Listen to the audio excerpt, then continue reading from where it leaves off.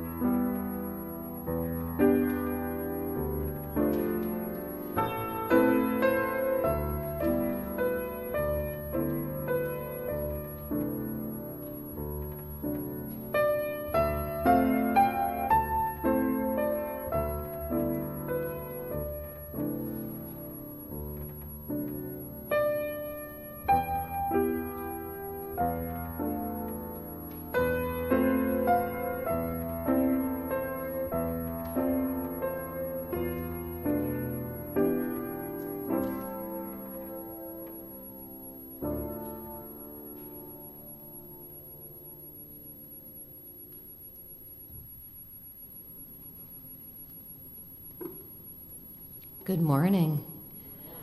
My name is Amy Conrad, and I serve on your board of trustees. My pronouns are she and her. It is my pleasure to welcome you here this morning. We are also deeply grateful to all who took the time to attend budget discussions this past week, as well as those of you who have contributed to the Close the Gap campaign. Your engagement makes a difference. If you're here in the sanctuary today, we hope you join us for some community time after service. If you're online, our Zoom community time also happens right after service. You can find the link in the chat, the e-beacon, yesterday's email, or by emailing tlewis@unitytemple.org. Whichever format you choose, a board member will be there and would love to talk to you about ways to get more involved. As always, we appreciate everyone wearing a mask over your nose and mouth during service as a way to protect each other. Each week, we remind ourselves of our congregation's core values: connection, transformation, justice, and acceptance. Our mission is to embody these core values in our daily lives by welcoming all, inspiring compassion, nurturing wonder, and serving community. We are so glad you are with us today. We hope you find meaning and inspiration here. I invite you now to take a moment to greet one another, both online and in the sanctuary.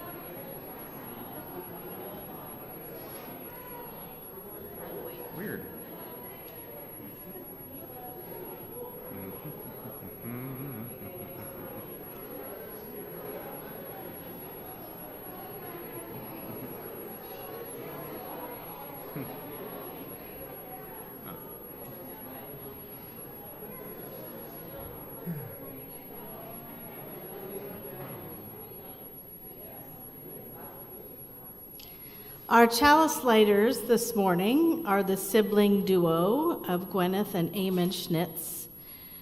Eamon is very silly and an inventor, and Gwyneth is a rainbow of colors of kindness.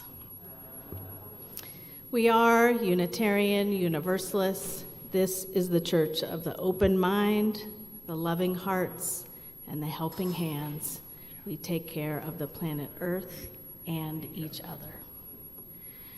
Our opening words are from my colleague, the Reverend Gretchen Haley.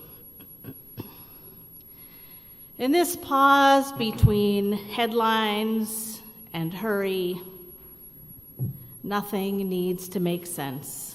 For these few moments, no quick take reactions are required. No fully formed analysis, no sense of what to do next for this time. Remember only your breath and your belonging on this blue-green globe. And know if most everything feels like a mess, you are not wrong and you are not alone. We come here to sort it out, to untangle together the grief and gratitude, the birthdays and the beatitudes, the breaking points and the beginning again. We come to practice forgiveness and joy and to reclaim humanity beyond hashtags and comment sections, to stumble and to struggle, to sing and to strive, to wake up, ready, alive for this new day, this light and this life, which offers itself to us all as a gift. Whoever you are, wherever you are on your life journey, wherever you are in the world, you are welcome here. Come, let us worship together. I invite you to rise and body your spirit. We're going to sing hymn number 131. That's in the gray hymn book. Love Will Guide Us.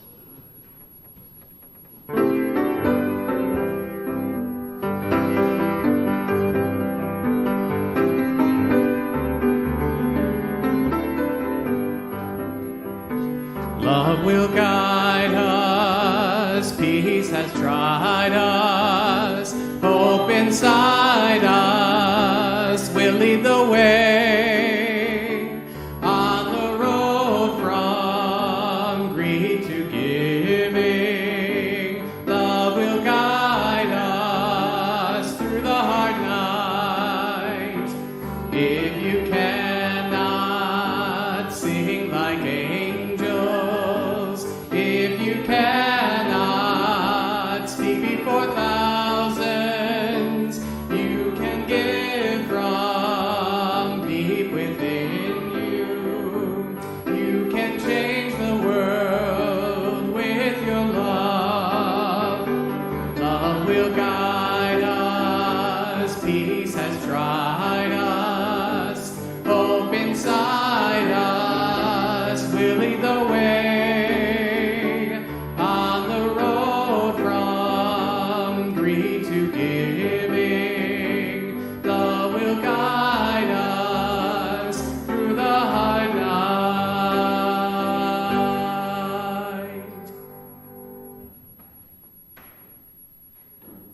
Please join me in saying the words of our covenant, which you can find in our program or online on your screen. Love is the doctrine of this congregation. The quest for truth is its sacrament, and service is its prayer. To dwell together in peace, to seek knowledge in freedom, to serve humanity in fellowship, to the end that all souls shall grow into harmony with the divine. Thus do we covenant with each other and with God.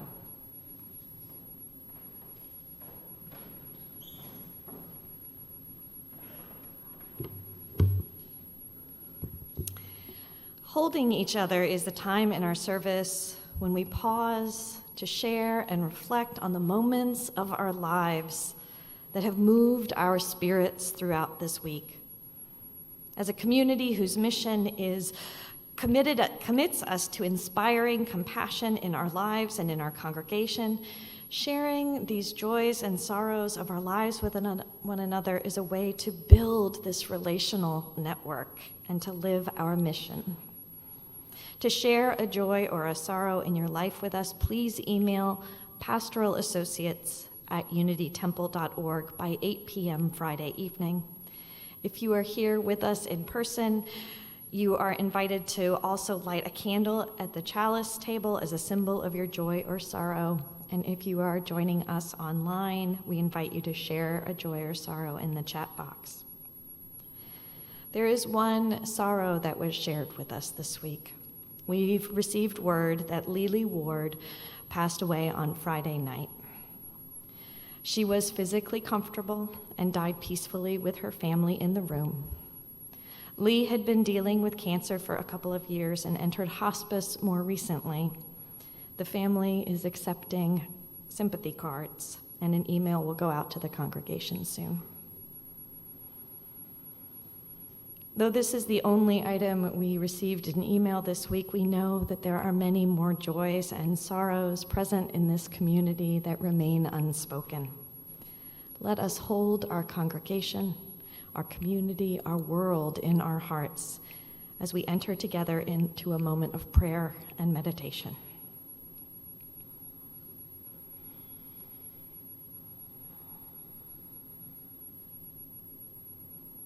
Spirit of life and love, light within and without, mystery from which we have all emerged, within which we live and die. Be with us now as we allow ourselves to drop into the silence and stillness at the center of our being.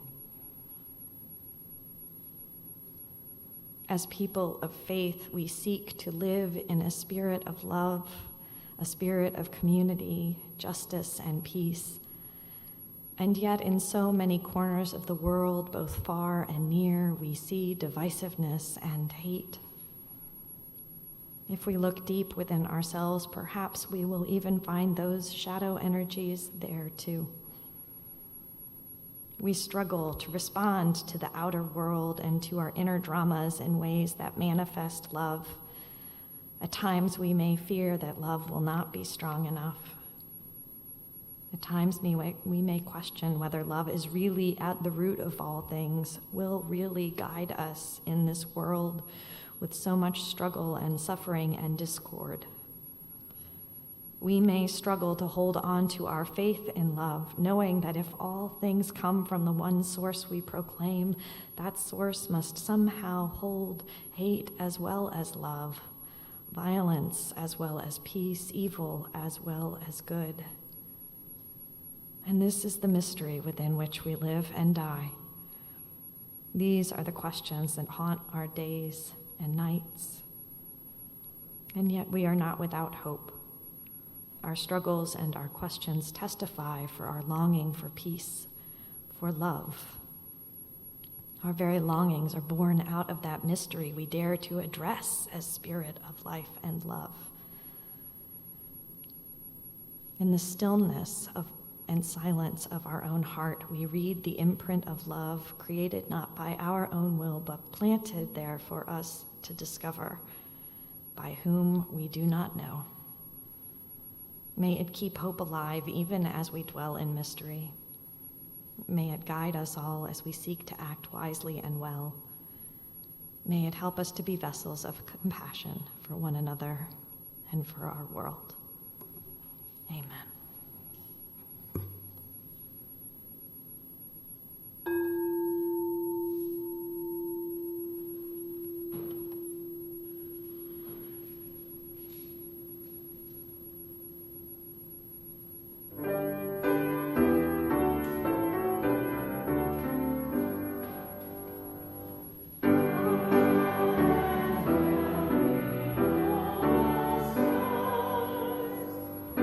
With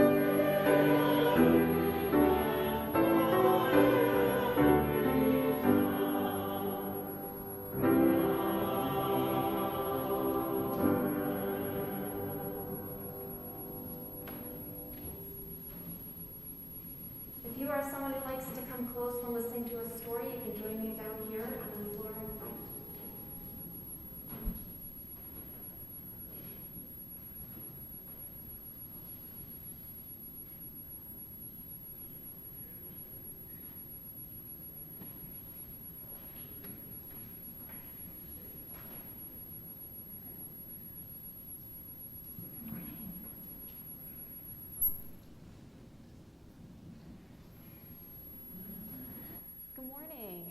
Oh, it's nice to see you friends today.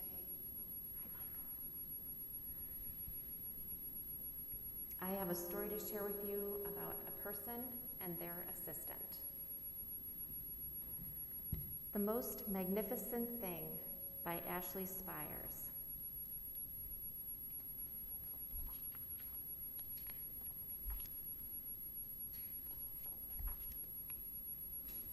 This is a regular girl and her best friend in the whole wide world.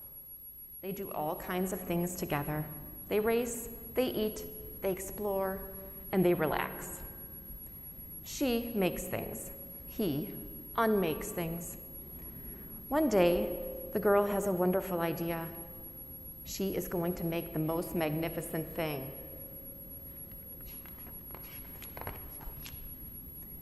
She knows just how it will look. She knows just how it will work. All she has to do is make it, and she makes things all the time, easy peasy. First, she hires an assistant. Next, they gather their supplies, and they set up somewhere out of the way and get to work. The girl tinkers and hammers and measures, while her assistant pounces, growls, and chews. When she's finished, she steps back to admire her work. She walks around one side. Her assistant examines the other. It doesn't look right. Her assistant picks it up and gives it a shake. It doesn't feel right either. They are shocked to discover that the thing isn't magnificent or good. It isn't even kind of sort of okay. It is all wrong. The girl tosses it aside and gives it another go. She smooths and wrenches and fiddles. Her assistant circles, tugs, and wags. When she's finished, she stands up and takes a long look at it. Her assistant gives it a nudge with his paw. This is still wrong. She decides to try again. The girl saws and glues and adjusts. She stands and examines and stares. She twists and tweaks and fastens. She fixes and straightens and studies. She tries all different ways to make it better. She makes it square. She makes it round. She gives it legs. She adds antenna.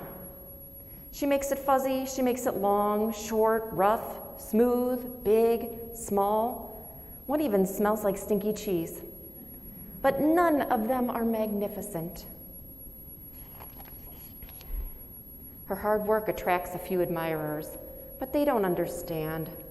They can't see the magnificent thing that she has in her mind. She gets mad. The angrier she gets, the faster she works. She smashes pieces into shapes. She jams parts together. She pummels the little bits in. Her hands feel too big to work, and her brain is too full of all the not right things. If only the one thing would just work. Crunch. The pain starts in her finger. It rushes to her brain, and she explodes. It is not her finest moment. I am not good at this. I quit. Her assistant suggested a walk. It did not help much at first, but before long, she started to feel different. Bit by bit, the mad gets pushed out of her head. As they stroll along, she comes across the first wrong thing she made. The bad feelings are about to start all over again. Then she notices something surprising. There are parts of the wrong things that are really quite right. The bolts are on one, the shape of another, the wheel to seat ratio on the next. There are all sorts of parts that she likes. By the time she reaches the end of the trail, she finally knows how to make the thing magnificent. She gets to work. She works carefully and slowly, tinkering, hammering, twisting, fiddling, gluing, painting. Her assistant makes sure there are no distractions. This is the perfect thing to ward off bears. That's what this person says. This will stop that leak. This one's all wet. The afternoon fades into evening, and finally she finishes. She alerts her assistant. The pair take a good long look. It leans a little to the left, and it's a bit heavier than expected. The color could use a bit of work too, but it's just what she wanted. They climb aboard and take it for a spin. They are not disappointed. It really is the most magnificent thing. The end. I knew she needed patience. Patience. Thanks, Michael. Friends, let's go to Unity House and see what's happening with Summer RE today. Let's go.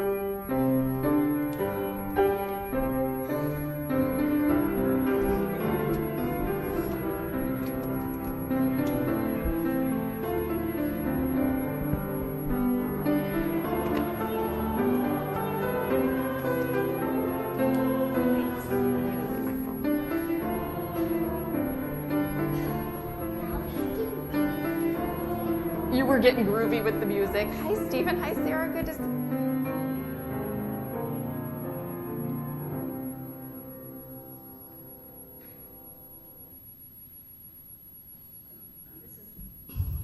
This is a poem from Mary Oliver called Invitation.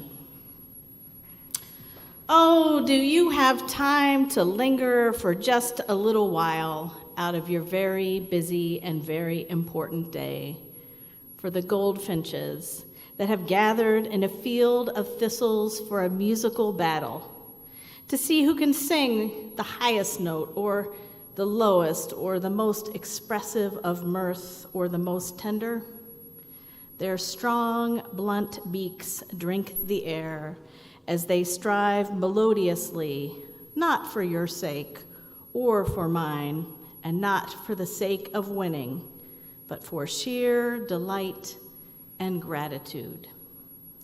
Believe us, they say, it is a serious thing just to be alive on this fresh morning in this broken world. I beg of you, do not walk by without pausing to attend to this rather ridiculous performance. It could mean something, it could mean everything. It could mean what Rilke meant when he wrote, "You must change your life."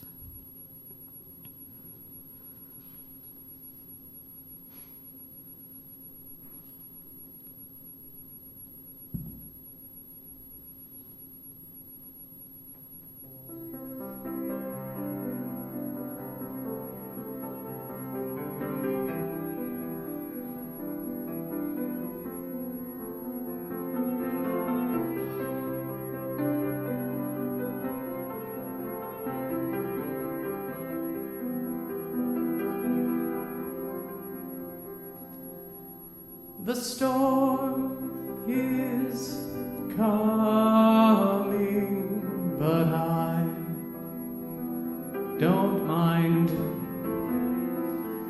People are dying. I close my blinds. All that I know is I'm breathing now.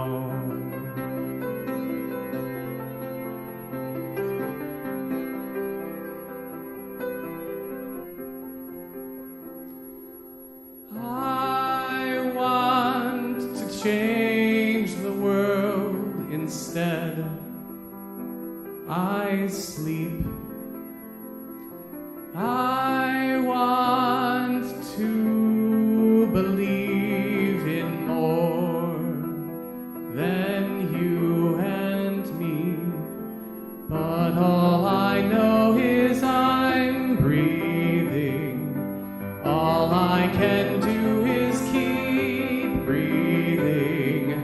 All we can do is keep breathing now.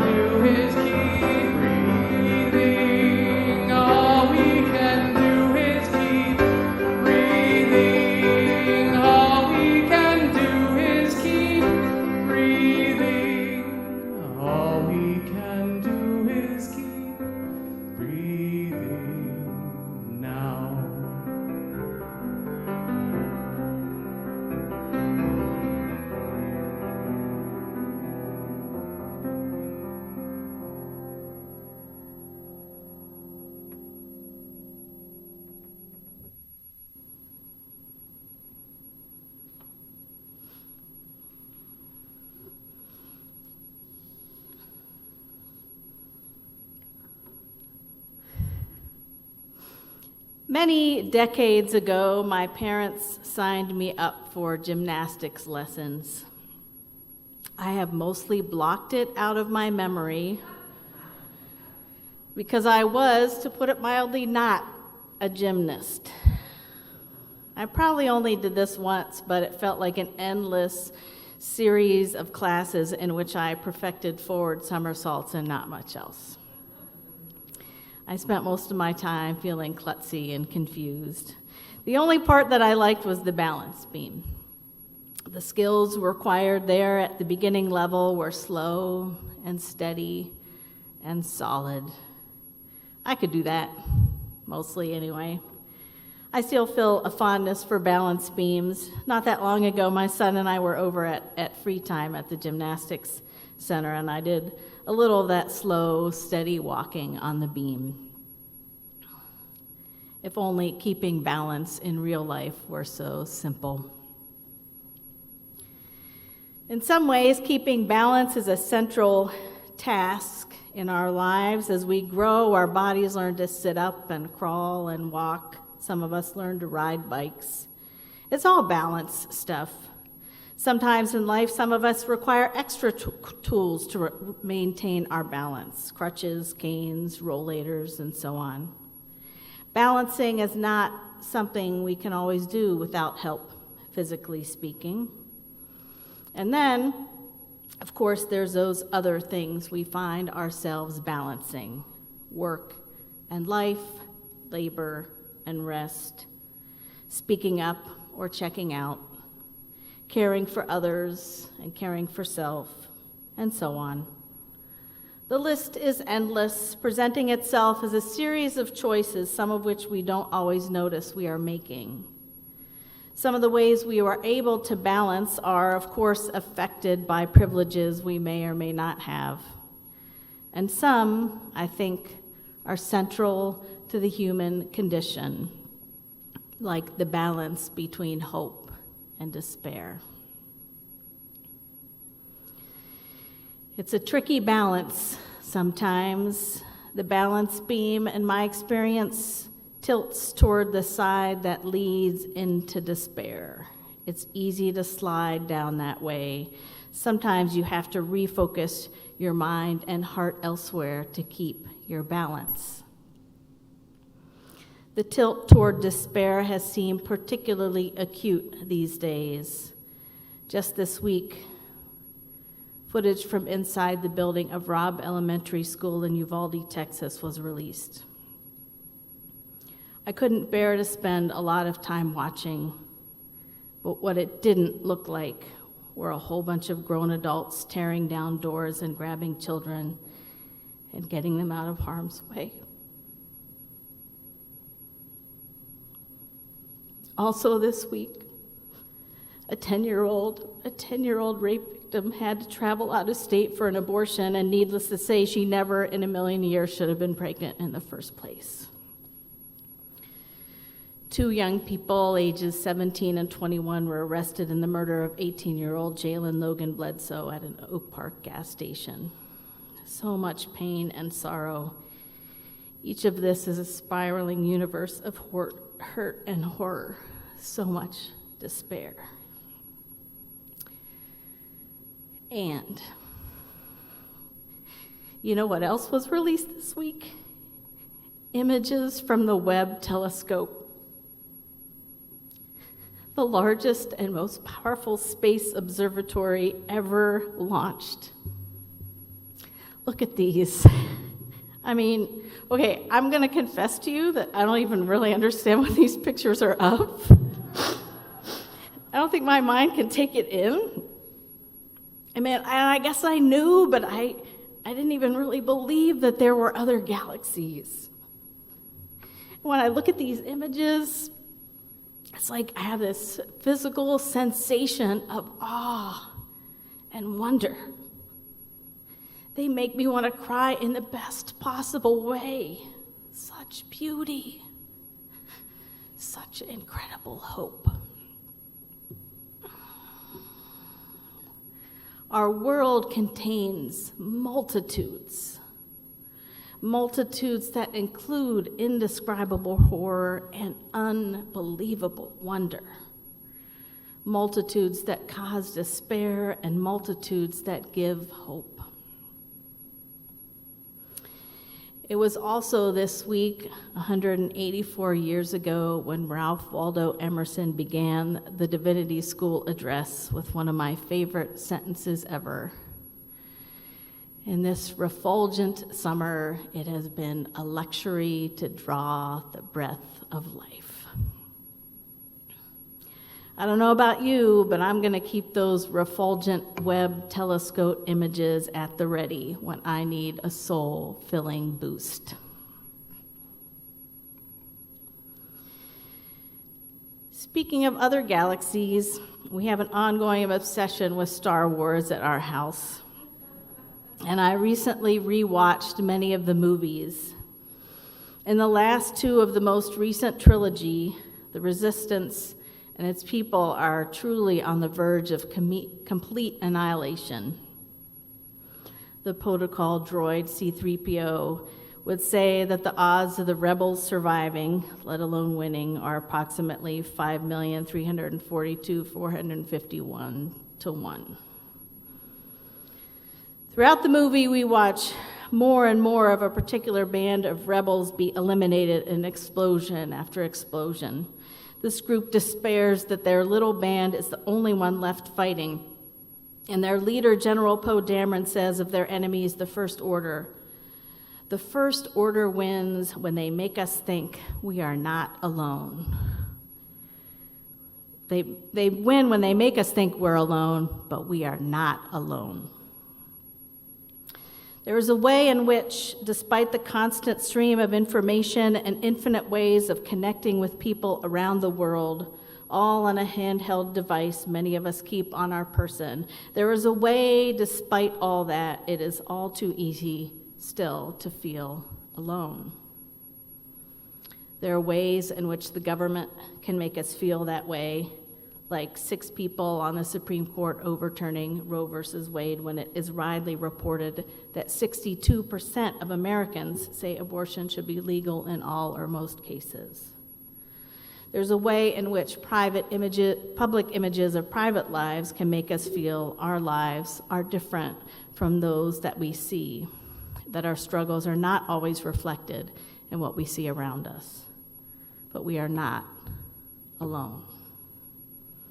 In the past month, our family all had COVID, we're fine now, and we were holed up alone together in the house. But we were not alone. Friends went shopping and picked up medicine. Doctors were reached via telehealth. The neighbors brought over their pulse oximeter. People swapped their COVID stories. There were more offers than we could use. Those helping hands, those shared experiences are always there. Sometimes you just have to look.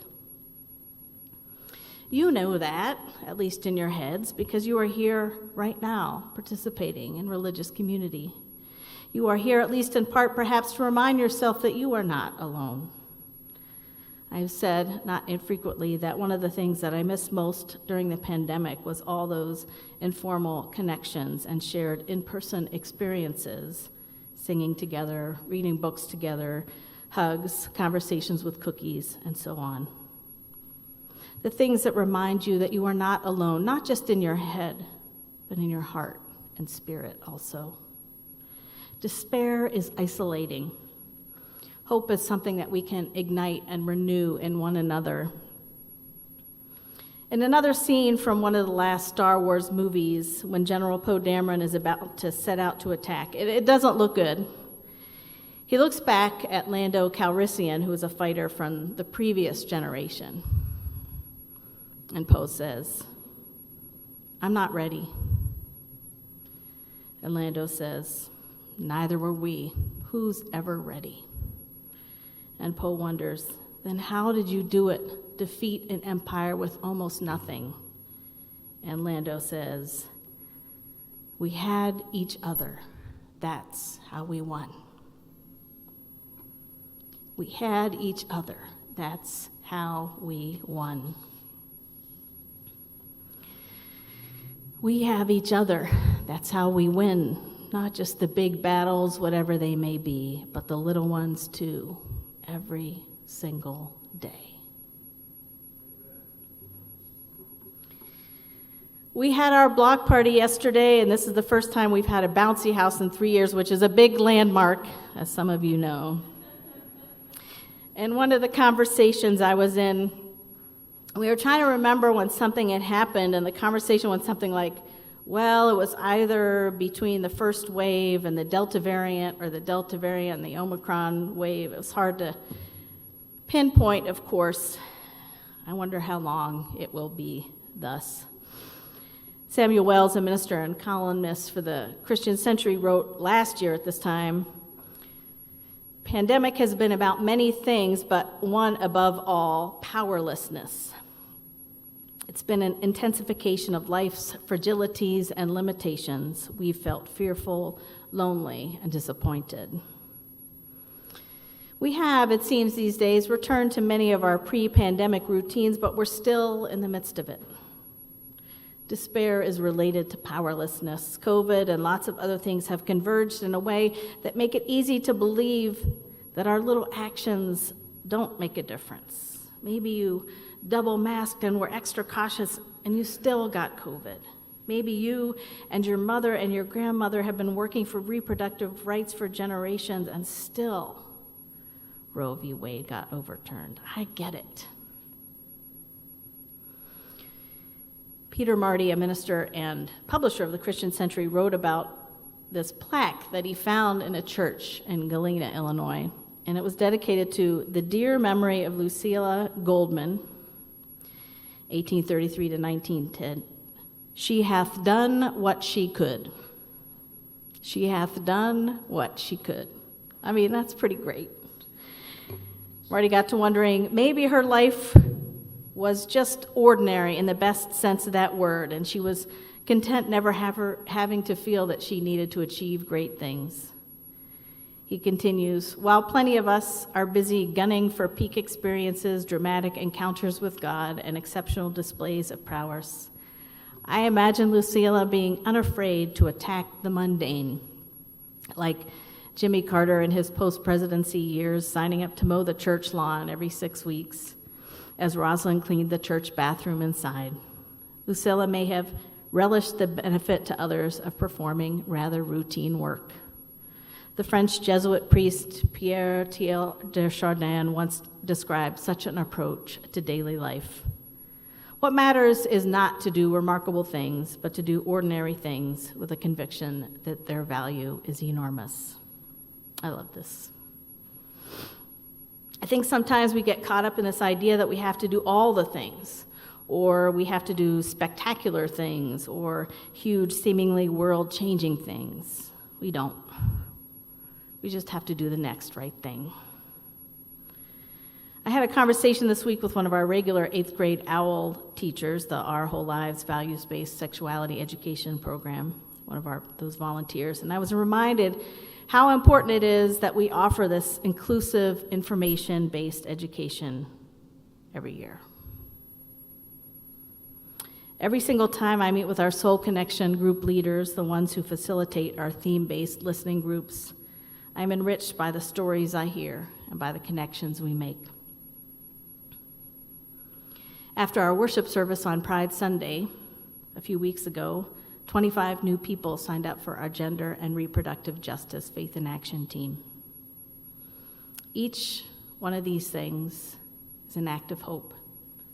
Ordinary relationship-building actions that do, indeed, one at a time, build more hope and end up changing the world. Adrienne Marie Brown reminds us, every time you say someone has to do something about that, you are the someone.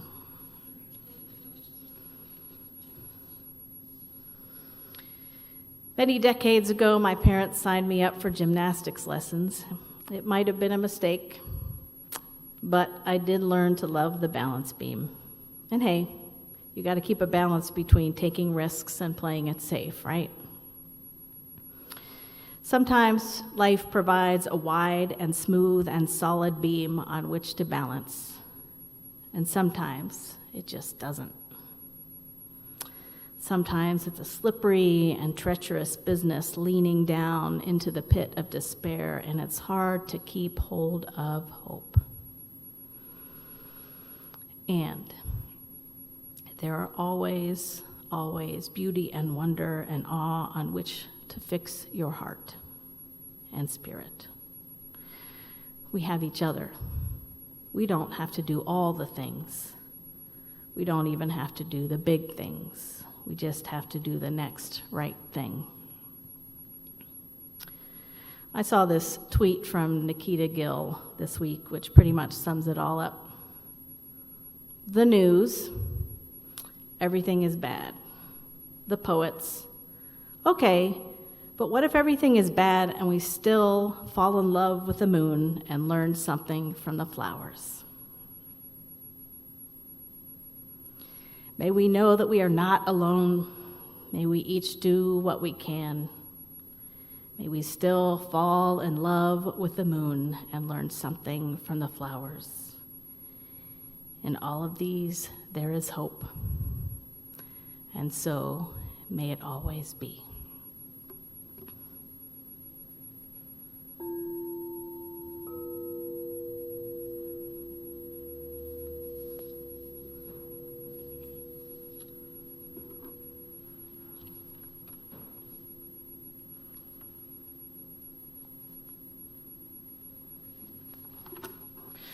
Good morning, everyone. I'm Christine Steyer, the Artistic Director of Bellissima Opera, which is Working in Concert's Classical Music Initiative. I've been a member here since 2008 and warmly admit that so many of the values that have shaped Bellissima Opera have been formed by my time here with all of you.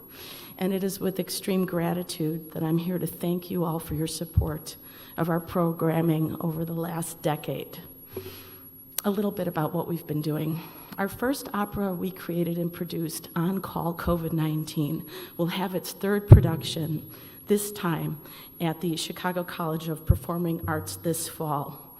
And we received a sincere thank you from the music department for creating an opera that honors healthcare workers, an opera in which each of the singers choose their name of their individual healthcare worker in tribute, in which each singer can choose their gender identity, and in which 3 of the roles of the singers can be sung by either gender, a gender-flexible opera.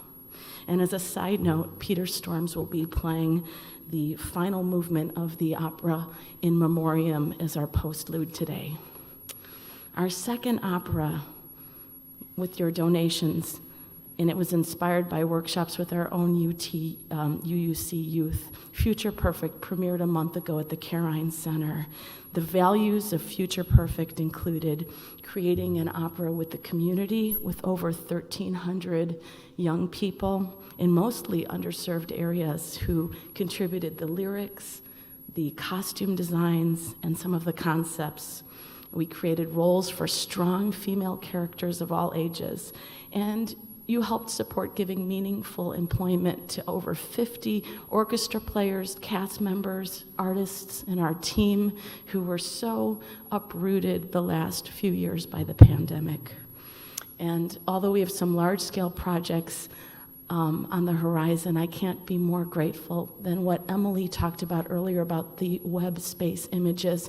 We're going to create a new short work for young people about that amazing project that will talk about the arts and about science, and it will inspire people to love these 2 fields of thought. Our International Women's Day concert that we did last year presented works highlighting female composers and lyricists, particularly people of color. And I'm so happy that we are commissioning a new work for next year entitled, Will They Remember Life Was Beautiful? An homage to the young people lost tragically to gun violence. And finally, I would just like to share the program dearest to my heart that you've supported, which is to bring music directly into the classrooms of our underserved youth. Last year, we brought in one of this congregation's favorite singers, Keenan Kyles, to share his talent with 300 youths at the Chalice school in the Austin neighborhood, and we're happy that we will be going back there this year and bringing more music to those wonderful children. So on behalf of Bellissima Opera and Working in Concert, thank you so much. We aspire to put on stage what we wish to see in our communities and in our world, and thank you for helping us do that.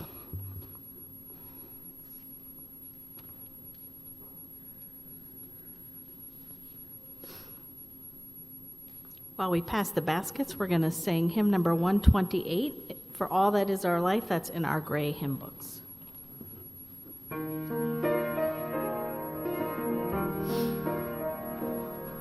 For all that is our life, we sing our thanks and praise. For all life is a gift, which we are called to use to build the common good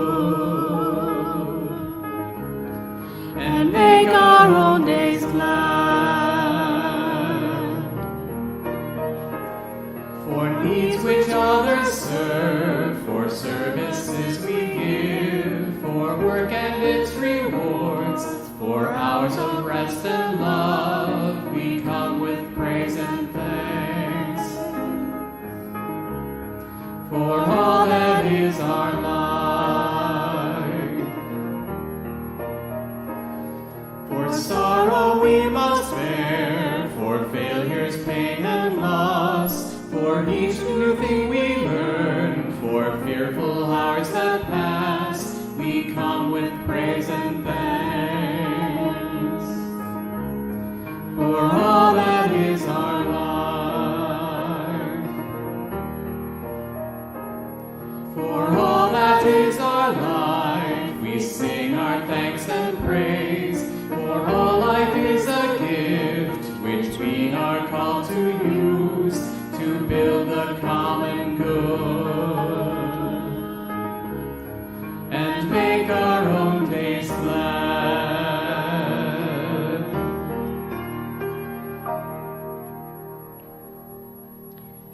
Mary Oliver again. It is a serious thing just to be alive on this fresh morning in this broken world. I beg of you, do not walk by without pausing to attend to this rather ridiculous performance. It could mean something, it could mean everything, it could mean what Rilke meant when he said, "You must change your life." Please join with me in the words of the chalice extinguishing. Carry the flame of peace and love until we meet again.